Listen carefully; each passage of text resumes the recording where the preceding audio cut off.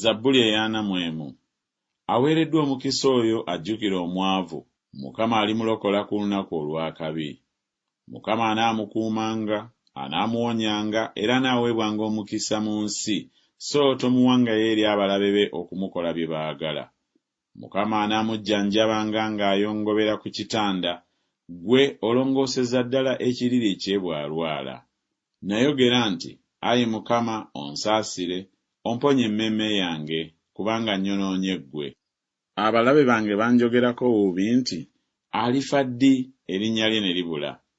Era ne bw'ajja okundaba ayogera ebitaliimu, omutima gwe gwekuŋŋaanyiza obutali butuukirivu, bw'ava mu nnyumba abubuulira. Bonna abankyawa bangeera wamu, bateesa ebigambo okunkola akabi.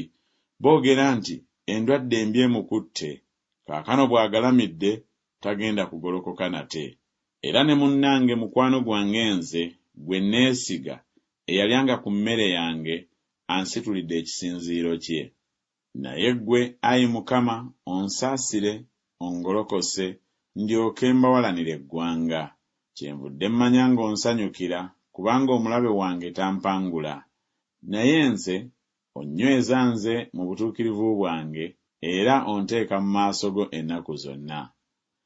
Atenderezebwenga Mukama, Katonda wa Isirayiri, okuva mu mirembe gyonna okutuusa emirembe n'emirembe. Amiina era amiina.